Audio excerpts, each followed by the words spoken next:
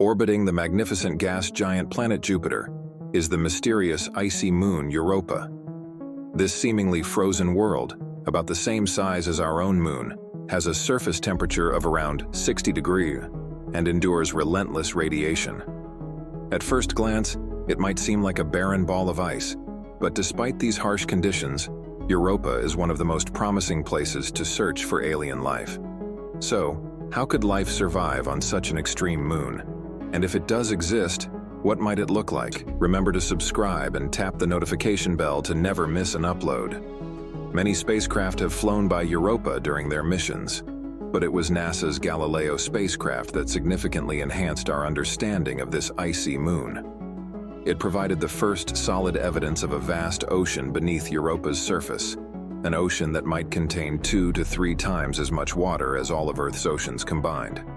Arriving at the Jovian system in December 1995, with the goal of exploring Jupiter and its large moons, Galileo passed by Europa multiple times, getting as close as 2,001 kilometers above its frigid surface.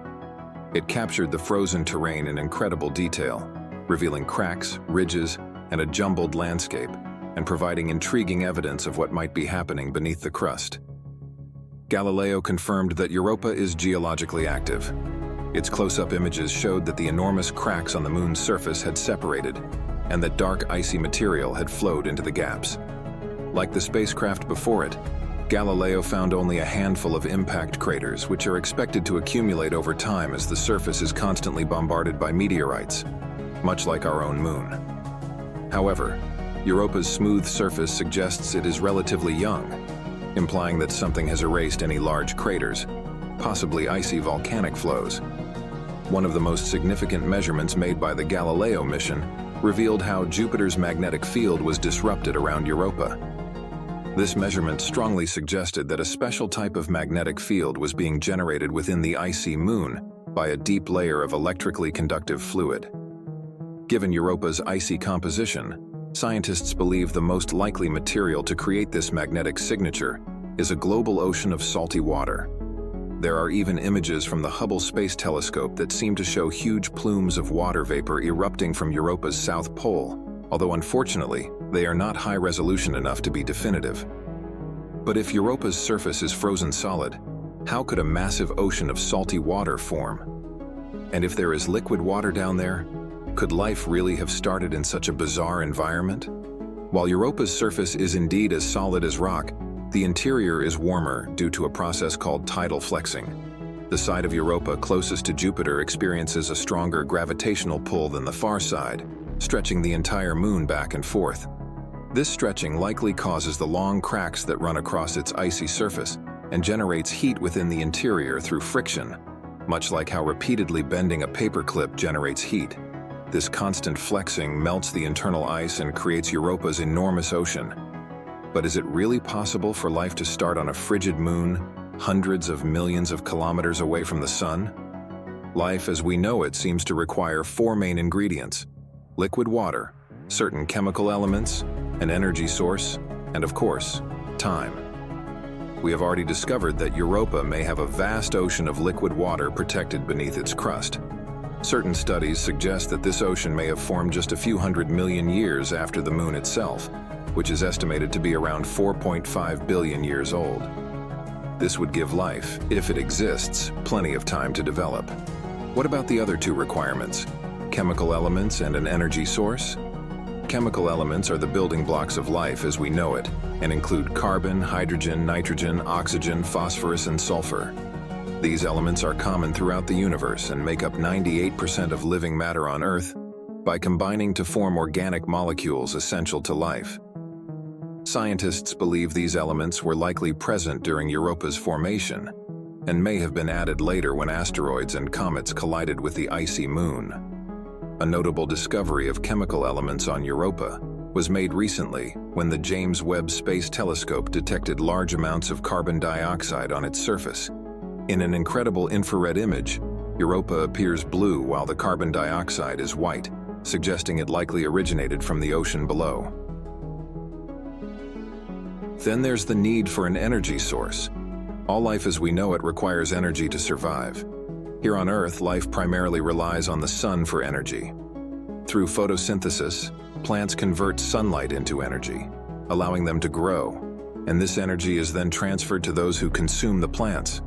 However, any life that may exist in Europa's ocean would be hidden beneath thick ice, cut off from sunlight. But no light can penetrate through Europa's thick ice shell, meaning that photosynthesis couldn't work.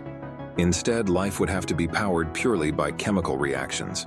These reactions could come in several forms, such as from Jupiter's powerful radiation bombarding Europa's surface, or more likely from the warm rock at the sea floor. As the icy moon orbits around Jupiter, its interior flexes, generating heat through tidal flexing. This heat seeps out, warming the ocean floor. The more the moon's interior flexes, the more heat is produced. If Europa's rocky ocean floor is heated by this process, it could potentially supply energy in the form of available chemical nutrients through hydrothermal vents. This process is seen on Earth, where life is abundant around these vents. They act like bubbling cauldrons of energy, spewing out super-hot water heated by molten magma layers below Earth's surface. These vents erupt with plumes that look like smoke, but are actually rich with chemicals that certain life forms can thrive on. Although these chemicals would be toxic to humans, some organisms convert them into energy through a process called chemosynthesis. This process powers entire ecosystems around hydrothermal vents in the deep, dark regions of our oceans, places where sunlight cannot reach. In fact, these vents are the only places on Earth where the ultimate source of energy for life is not sunlight, but the Earth itself. In these extreme environments, you'll find unique species such as huge red-tipped tube worms, ghostly fish, and strange shrimp with eyes on their backs. So, life as we know it on Europa could be possible. But what might it look like? To get an idea, we could look at one of the deepest, darkest points on Earth, the Mariana Trench. The deepest part of the Mariana Trench is called the Challenger Deep, reaching 11 kilometers below sea level. Here in this pitch-black, high-pressure environment, life thrives. If life exists on Europa, it might resemble the extraordinary creatures found in our own deep oceans. It is difficult to comprehend how deep the Mariana Trench actually is. If you placed Mount Everest there, the peak would still be more than 2,000 meters below sea level. However, this is nothing compared to Europa's ocean, which is estimated to be between 60 and 160 kilometers deep. Despite this vast difference in depth, the conditions between the two environments may share some similarities. Imagine a vast, seemingly endless pitch-black void filled with crushingly cold seawater. This is the type of oppressive environment that life in the Mariana Trench has adapted to. Dive deep enough, and you'll find some of the weirdest creatures on Earth. Creatures so strange they could be from Europa. Take the snailfish, for example, a species that holds the record for the deepest living vertebrate. It's found more than 8,000 meters below sea level and has a translucent, tadpole-like appearance. This fish contains chemicals that keep its membranes and cell walls flexible, preventing them from being crushed by the pressure. But there are even stranger creatures living deeper within the Mariana Trench's Challenger Deep. 3 organisms are most commonly found there. The first are called xenophyophores, the world's largest single-celled organisms, resembling spherical or frilly sponges about 20 centimeters across. It's unclear exactly how they survive, but they are thought to produce slime that absorbs microbes from the surrounding sediment. Then there are amphipods, shrimp-like scavengers with exoskeletons containing aluminum. How these creatures find this metal is a mystery, but scientists think they use sugar-based chemicals in their guts to extract aluminum ions from the seafloor as they feed on debris. The third are holothurians, a type of deep-sea sea cucumber. These creatures, some with spiky, brightly colored skin, and others with smooth, translucent skin, are the most alien-looking of the known animals in this region. Vast fields of them have been discovered at the bottom of the Mariana Trench, grazing like cows over pastures, feeding on bacteria, and decomposing matter. If life has managed to thrive in the deepest oceans of Earth, could it also exist in the even deeper oceans of Europa?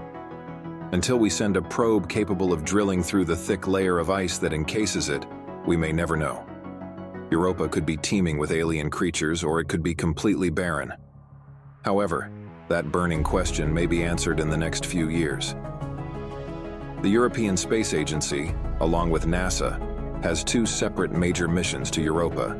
The first from ESA is called JUICE, Jupiter Icy Moons Explorer, and launched in April 2023, arriving in 2031, with the aim of collecting new data on the chemistry of the icy moon.